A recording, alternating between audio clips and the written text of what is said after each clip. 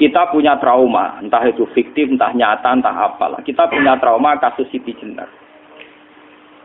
Orang yang mendalami la ilaha illallah secara intensif, ya, entah itu disebut kalimat sodo, bosuluk, boseloko, mbah kono pokoknya. Orang yang memahami la ilaha illallah secara intensif, itu pasti menuju ilmu hakikat. Dan menuju ilmu hakikat pasti ngalami hakikat yang khoyali. Ini rungokno tenan iki. Hakikat yang nopo? Khoyali. Dan hakikat yang khoyali ini mulai menipu. Ya, kalau sudah begitu ruwet. Misalnya ngeten nggih. Ketika kula maca nggih diskusi ini utawa perdebatannya Kalijaga mbek Siti Jenar. Saat itu ada Sunan Bonang juga. Kamu sujud pakai apa Kalijaga? Ya pakai jasad. Dari Siti Jenar. Daging kamu itu hanya onggokan daging. Nanti itu jadi bangkai. Dan setelah jadi bangkai itu habis. Kamu nanti ditulis Tuhan tidak termasuk yang sujud. Kebuat yang mbok sujud itu bentek.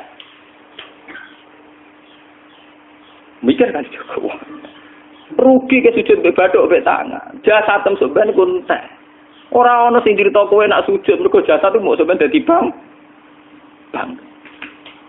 Lah nek ngono sujud ning hakikat ora usah bathuk, ora usah tangan, ora usah sikil, yo rohem iku lho kon sujud mbek pangeran. Nek sujud mbek fisik ku rugi wong fisik sampeyan. Mikir kali itu. Wong bolak-balik kali Joko ku mantan wali preman terus jadi debat pusing. Siti Jenar tahu belajar tak tahu ning Irak. Sing jelas sing mulang gak sadem ora menangi. Wah, ini menjadi perdebatan. Sehingga keyakinannya kayak Siti Jenar, la ilaha illallah itu ya wahdatul wujud itu, innalillahi wa inna ilaihi. Selama ini kalau orang syariat misalnya, orang syariat itu kalau ada orang mati, misalnya Kak Ruhin mati, ini aku kan muni innalillahi wa inna ilaihi raji'un, saiki Ruhin wis mati. Mati itu balik ning penge. Itu cara wong hakikat kan salah besar. Orang mati itu tidak ada, cara ilmu hakikat dan orang mati itu tidak ada. Roh ini tersiksa di alam fisik. Jadi ruh ini tersiksa di alam fisik. Karena ketemu ning jasate ruh. Tersiksa dulu. Akhire ape mangane kudu kerja piring Jepang tersiksa roh. Asal roti memang tersiksa. Misalnya kiai ape mangane dadak kudu pidato 2 jam bareng tersiksa. Roh kenapa? Tersiksa. Mergo roh ora buta mangan, ora buta ngombe, tapi gara-gara melok fisik. Paham ya? Lho ini tenang dia ketawarai ya bener. Lah kula boten. Sampeyan betul lho guru waras maksudnya nggih. Artinya waras secara akademik karena ada referensi, ada marojek nggih. Waras secara hakikat. Kula niku umpama merasake sampeyan wis ilmu hakikat. Artinya saya juga ngalami ilmu hakikat. Lan ketika sing aran hikam wong ora tau mukasafah ora usah jadi ulama. Entah sekian detik ulama itu harus pernah mukasafah. Biar merasakan ilmu nopo aja. Tapi ilmu hakikat itu bisa dilogikakan sebelum sampai secara musyahadah. Paling enggak bisa sampai secara logika. Manusia itu mulai Nabi Adam sampai sekarang itu kan punya roh. Dan roh itu tidak makhluk. Ya, roh itu tidak makhluk. Ketika roh itu diletakkan di jasad, dia itu tersiksa. Karena ketika dia ke jasad fisik, itu namanya mengalami keterpisahan dengan yang abadi. Dia ini ning jasad fisik tersiksa. Karena dia harus di alam yang kasat mata, alam mulki. Tersiksa. Ketika dia tersiksa, melok ruhin, akhirnya dia mangane kangelan, akhirnya lesu mangan. Padahal roh gak butuh mangan, perlu dicatat roh gak butuh. Ya ora butuh gunung kidul barang, kan roh ora butuh rabi. Paham kan? Ya ora butuh putus cinta, ora butuh pegatan, ora butuh macam-macam. Paham? Tapi karena dia nempel jasad sing butuh mangan, butuh rabi, butuh wedoan macam-macam. Akhirnya roh tersiksa.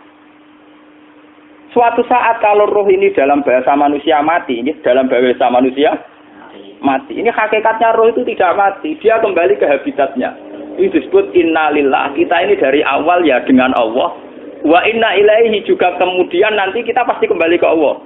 Dan itu diyakini betul oleh orang wahdatul wujud. Jadi kalau roh mati itu ya tidak ada mati.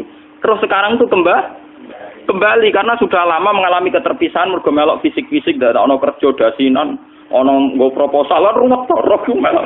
Paham itu? Kita di roh ku napa melok ruwet. Lah roh ya tersiksa ngaku ora butuh mangan, ora butuh proposal bocah ngalor. Itu tersiksa.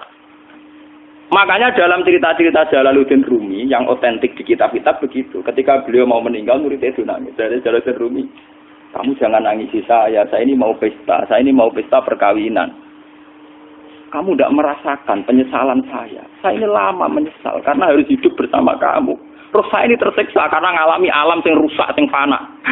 Alam yang fana. Harusnya roh saya itu di alam abadi, bukan di sini.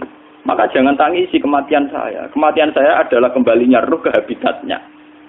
Semenjak itu kematian dianggap malam perkawinan. Karena roh kembali. Walhasil ngene iku cara ilmu tasawuf bahasa Arab jenenge wahdatul wujud, kena Jawa Yogyakarta Solo ke Adanu jenenge manunggaling kawula. Mergo sing rawan ngono rugen, Pak. Nek iki tak terangno detail. Dadi bathuk mesti iki buku sujud kan niku sampeyan ilang. Dadi seksine ora ono cara teorine sinten Siti? Rugi kowe. Jadi ya gento. Lah kali sapa mantan preman jak debat terus ora ngono mbok terus tak pateni kowe. Lah debat iki ora iso. Premane kumat. Ya ta preman jak debat ilmi. Ngono ku model. Kali Joko yo ora salah, dhisik sing dina Umar nggih ngoten. Umar sahabat top, lha sik debat atau milih patenane ya Rasulullah. Gak iso dene cek ilmiah. Mantar preman pasar rukat terus dadi sahabat top. Debat yang milih mate. Ada wonten cerita wong Yahudi njaluk keputusan Nabi. Bareng wis diputusno Nabi cek mamang. Ndak tenang keputusane ngono dalam sengketa duniawi. Bariku takok ya Ali. Ya Ali, aku mau sowan ning Nabi Muhammad. Dikai keputusan tapi mamang cara kowe cilik. Sampai Ali dikai keputusan persis Kanjeng Nabi. Cek mamangane takok Umar. Takok Umar aku mau sing Muhammad, ning Ali dikai keputusan kok mamang, Mar. Cara kowe piye? Urusan dunya. Enteni iki. Entah dia melepuh buat apa? Uang diputus Nabi ora mar. Buat mati. Awe. Mereka mantan apa? Cara mantan intelektual atau intelektual kan ya wajar nggak uji kok percaya Nabi. Ya, kan bareng cara Ali ya gak percaya wis kandhani. Ora mesti cara Ali jangan. Lah ora apa pateni. Ya wajar wong Yahudi kok percaya Nabi, nek percaya ora situ Yahudi Muslim. Lah Ali situ Gusdur. Lah Gusdur ra beda piye tenang. Ali nyen ngoten watake ngoten. Nasibe padha. Ali itu ilmuwan yang jadi presiden gak sukses. Sing niru Gus Dur. Mergo ning dinggo nek wong pinter mimpin ra sukses. Wong pinter gampang maklumi. Lah misalnya kita dadi kiai wong pinter. Pak Yai santri ini pacaran. Maksud jangan anak cerita besok. Wah, ruwet. Terus malah dalil zinalina subuh syahwat minan. Piye padha ketemu pelaturan. Paham ya? Ruwet dah. Mulane aja geman, iki kiai pinter teman-teman aja geman. Sing biasa wae ana syariate sithik-sithik. Sing kamane ana santri pacaran tersinggung, ana santri nakal tersinggung, sing ana rasane lha donya ana napa? Dadi nek guru kula nu urusan ilmu semi hakikat. Mulane mon iki. Sehingga kayak Siti Jenar, cara pandang Siti Jenar itu masuk betul ning gone pemikiran para santrinya. Kados Ki Ageng Pengging, siapa masuk betul karena masuk akal. Cara mereka napa? Betapa tidak ada artinya fisik ini. Nah, kalau semua fisik ini tidak ada artinya, kemudian yang ada artinya itu roh, perjalanan apa? Perjalanan roh, sehingga diartikan inna lillah wa inna ilaihi raji'un. Inna sholati wa nusuki wa mahyaya wa mamati ku lillah. Lah kemudian sekarang sampean tak tanya misalnya, ini latihan ilmu hakikat. Wa mahyaya lan penguripan ingsun. Kalau ingsun artinya fisik atau jasad, itu keliru besar karena jasad tidak pernah hidup. Yang hidup itu roh. Paham ya? Sekarang artinya wama mati itu apa? Kematian ingsun. Kalau roh itu tidak pernah mati, berarti kematian roh adalah keterpisahan dengan yang agung atau yang abadi. Dan semuanya itu lillahi rabbil alamin. Sehingga mereka mengatakan kematian itu satu pesta. Mulane kados Bilal ditakoki, ya Bilal, ketika murid-muridnya nangis bergape mati, Bilal ge seneng ae. Godan nalqal akhibah Muhammad dan wa khisbah. Ya nak mati malah seneng kok ketemu kekasihku. Sebab itu kematian tidak pernah jadi problem bagi mereka sing soleh. sing menembus ilmu hakikat. Paham? Tapi ilmu hakikat kayak ini itu yang diyakini Siti Jenar, diyakini Jalaluddin Rumi, diyakini para wali-wali wahdatul wujud. Dulu Syekh Husain sinten Al-Halal. Itu kemudian melahirkan prahara syariat. Prahara apa? Syariat. Sebab itu Wali Songo, oke Siti Jenar benar dalam filosofinya, tapi harus dibunuh.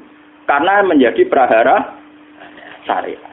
Sama dengan yang dikatakan Nabi itu benar, tapi menjadi prahara syariat. Akhirnya disomasi oleh Umar radhiyallahu anhu. Jadi sebetulnya sama, pola-pola ceritanya sama.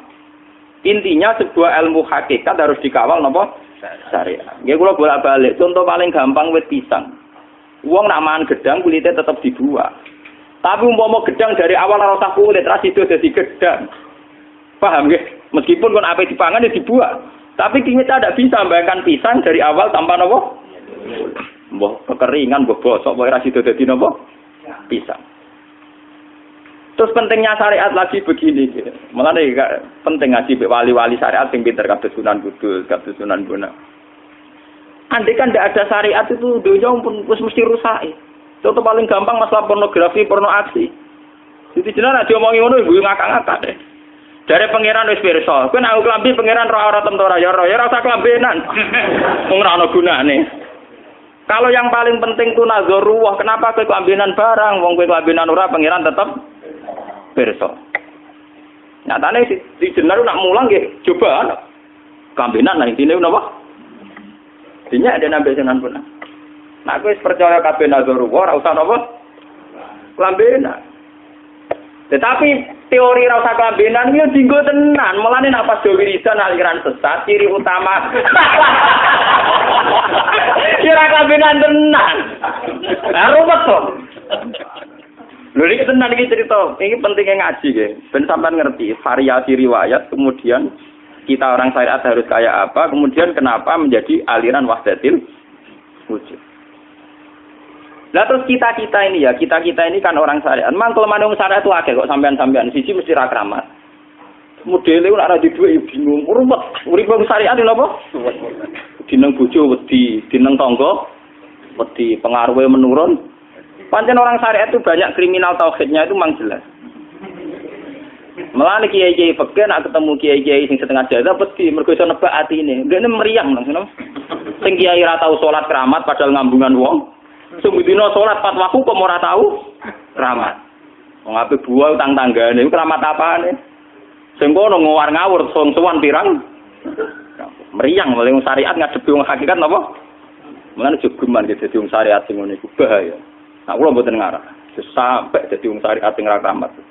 Bahaya sekali itu bagi perjalanan agama. Kalau sering ketemu kiai-kiai yang terkenal keramat di Jawa tiang-tiang hakikat. Ditantang kanca-kanca kula wani, nah tantang aku tetep rawani kok. Mikir deh. Karena orang yang sama-sama ke jalur hakikat tetap punya alamat, tetap wonten simahum fi wujhi min asaris sujud. Cara pandangnya mesti sama. Kalau nanti ketemu murid, ya artinya yang ikut aliran Siti Jenar, dia ada sholat, ada apa, hidup di satu tempat gitu. Padahal dia bisa baca ihya. Dulu pernah mondok di Mekah, pernah di Irak. Itu ya meresahkan para kiai. Kemudian sebagian mereka minta saya suruh ketemu. Ya walhasil kalau ketemu. Ketemu pertama ya. Jenengan Gus Ba. Tapi zaman roh jenengku teu pernah tak arani muka sapa. Nggih biasa mawon. Kula ora usah kenal jenengan nggih kenal. Dadi kula nggih biasa mawon. Lalu pernah ngajar ajaran saya Gus ning donya tak enteni mau turu-turu ngenteni mati ngono Gus kok repot. Ijaban kula terus ya.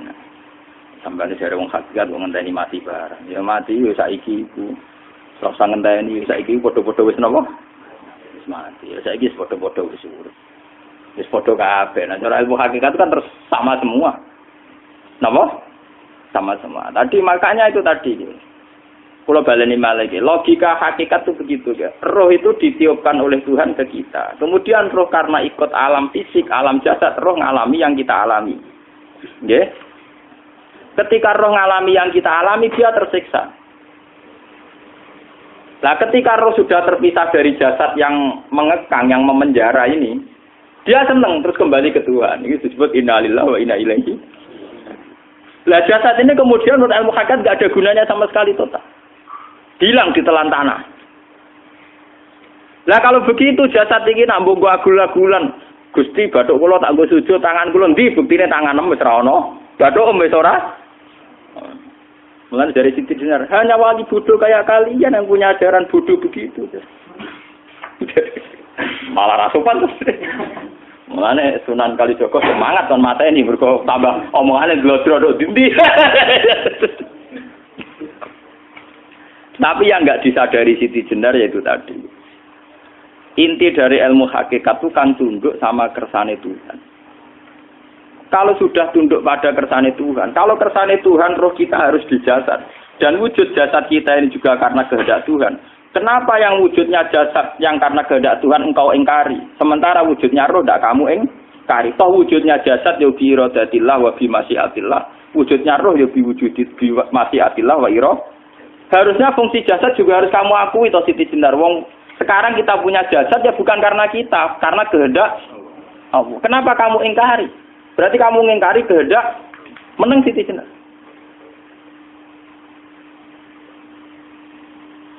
Makanya hakikat yang pertama saya itu pasti khayal. Lah Siti Jenar itu hakikatnya baru yang sampai khayal itu.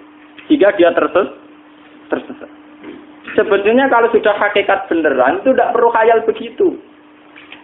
Artinya tidak perlu khayal jasad kita sing senajan ora ana gunane ini. Tetap piye wae wujudnya karena kehendak Allah. Juga kita harus terima. Apapun kekurangannya, apapun kenaifannya, ironisnya harus kita terima. Ini sebagai bentuk penerimaan kita pada masyiatil. Begitu juga keadaan roh kita sebagai penerimaan atas masyiatil. Meskipun ada teori-teori roh yang lebih valid. Lebih valid misalnya begini. Kanjeng Nabi itu suatu saat ininya terputus karena perang Uhud. Itu Kanjeng Nabi nggih dolanan drijine niku. Napa cara niki napa jari jemarine Nabi putus. Iki dolanan. Jadi Nabi sendiri kadang sering ngajarkan ilmu hakikat.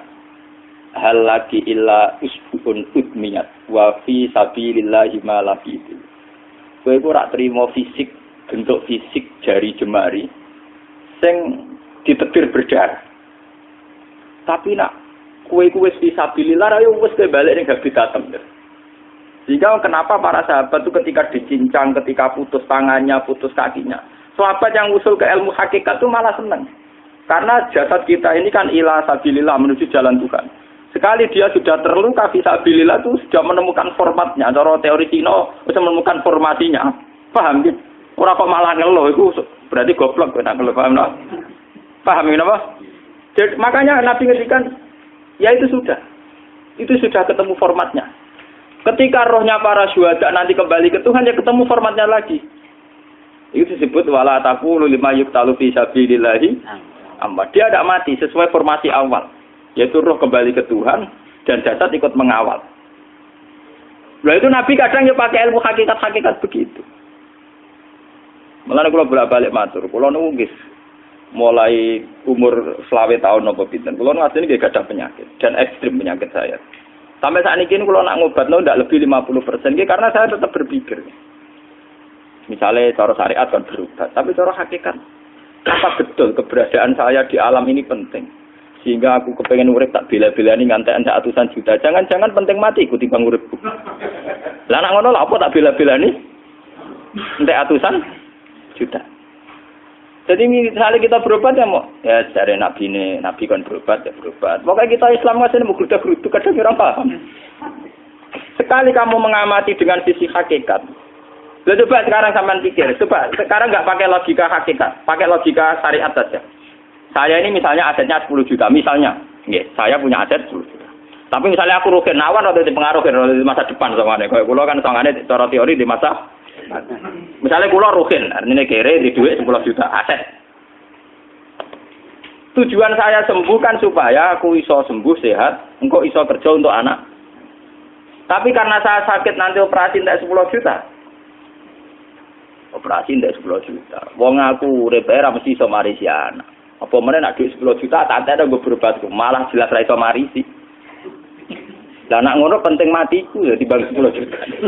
Karwan iso diwaris langsung. Sementara anak aku mari dibiayai 10 juta rong mesti mari 10 juta mesti entek. Artinya tidak ada jaminan kalau berobat itu secara visi ke depan lebih baik. Soalnya malah ngentekno donya nggak jelas akibat positifnya. Misalnya tetap lumpuh, duwe teori loh. Bahwa artinya apa? Teori hakikat tetap lebih benar bahwa hidup itu tidak ada artinya. Semua itu tidak ada artinya. Berobat apa enggak berobat semuanya tidak ada arti. Teori loh gini. Sehingga kalau kita tengah-tengah aja tengah-tengah. Kasus kula misalnya lara nggih berobat. Gusti separuh kula nglakoni syariat, tapi sebagai kula ulama fikih iki separuh kula lakoni napa? Jadi kula tetep mboten ngarah obat 100%. Tapi orang ngarah berobat wong kula tiyang napa? Syariat. Tapi memang faktanya itu begitu. Cara Kanjeng Nabi kadang Kanjeng Nabi berobat. Kadang Kanjeng Nabi wis nikine tercincang digeguyon. Wah lagi illa usbuun udwiyat ora kok driji sing gak melok-melok. Nah, bukti bahwa jasadnya begitu tidak penting. Kayak Sayyid Hamzah. Menurut Sayyid Hamzah nganggep wahyu bentone ra karuan. Kalau teori Siti Jenar itu benar, teori Jalaluddin Rumi benar teorinya lho, ora kok ra salate lho, nggih. Maksudnya kok nganut ra salate. Benar cara analisis roh. Ketika Sayyid Hamzah dinyatakan mati oleh manusia, oleh hukum manusia dinyatakan mati karena dia sudah tidak bergerak. Dalam teori hakikat kan rohnya Sayyid Hamzah sudah fi khawasili tuyurin khudrin. Rohnya sudah diambil Tuhan, tidak mati. Paham ya? Ketika rohnya Sayyid Hamzah sudah diambil, jasad ini sudah tidak punya rasa. Sekarang secara syariat kasat mata kita tahu, wong jasad nak diinfus, di sayat-sayat dioperasi ora krasa. Apa meneh saiki ruhe wis bisa. Lah ya jasad itu cek gampange, dioperasi dibius saja terus tidak kerasa. Apalagi rohnya sudah diambil. Lah saiki bayangkan. Ketika Sayyid Hamzah itu sudah di atas. Niku kira-kira delok wahsi ra wong bentuk. Lho wong kok baca igabus. Ketika jasad benar-benar tidak penting, kemudian jasadnya Sayyid Hamzah kan dicincang oleh wahsi. Ketika rohnya sudah diambil kan Hamzah tidak merasakan. Berarti Sayyid Hamzah guyu-guyu wahsi. Wahsi cek bentuk nih gabus dicincang. Paham ya? Lho niki tenan. Artinya ketika pandangan manusia iba kepada Sayyid Hamzah karena dicincang, dimutilasi oleh wahsi. Wahsi tidak mengalami Pak Sinten, Sayyid Hamzah tidak mengalami apa-apa karena rohnya sudah bersama Tuhan. Dan iso wae Sayyid Hamzah malah guyu-guyu wahsi. Cek goblok gabus kok dicincang. Lah nak ngono rak mirip, makanya dalam hal ini itu dalam teori roh itu sebetulnya Siti Jenar tidak sesat dalam teori roh. Tapi jangan katakan itu penemuannya Siti Jenar. Siti Jenar itu terlambat. Sebelum itu ada Husain Al-Khallas, sebelum itu ada Jalaluddin Rumi, sebelum itu juga ada sahabat, ada nabi. Cuma cara aplikasinya Siti Jenar melenceng. Jadi jangan katakan kok tak kampus-kampus, itu pendapat Siti Jenar itu malah goblok meneh. Siti Jenar itu sanut, paham nggih maksud apa?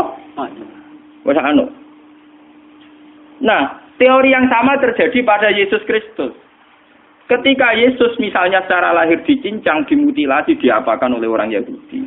Sebetulnya rohnya dia sudah bersama Tuhan, kembali ke Tuhan Bapa, nah cara Kristen. Nah cara Islam ya balik ning pangeran.